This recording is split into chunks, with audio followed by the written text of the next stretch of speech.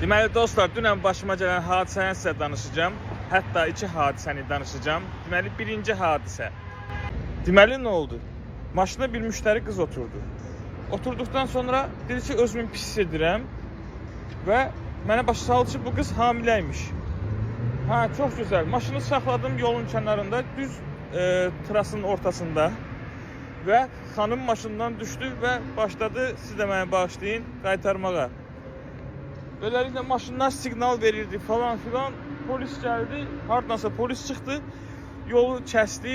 Nəsə bu xanıma biraz kömək elədi. Dedim ki, bəs kömək elə maşını tutsun. Təbii ki, mən dedim ki, yəni ki, mən kömək edə bilmərəm. Siz kömək edin. Kömək elədik bir yerdə. Çünki qorxdum ki, yəni tərpətmək olmaz falan filan. Hamilə qızdı, sonra başına bir iş gələr. Gəl bunun altından çıx. Hə, nəsə maşına mindirdik. Çatdırdım klienti öz otelinə. Yenə də əlimi vurmadım. Girdim otelə. Otel işçilərini çağırdım və otel işçiləri kömək elədilər. Onun yoldaşı düşdü, husband düşdü. Husband gəldi və maşından düşürüb apardılar. Sonra gördüm ki, maşının biraz ayaq altısına, siz də mənə bağışlayın ki, o ifrazatdan biraz düşüb. Hə, mən nə etdim?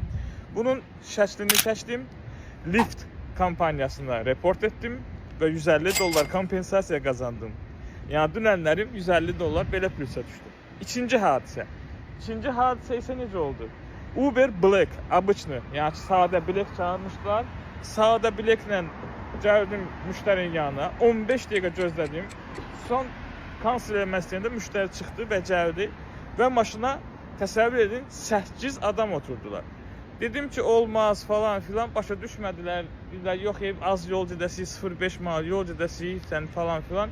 Nəsə, dalaşmadım, mübahisə etmədim, apardım, çatdırdım.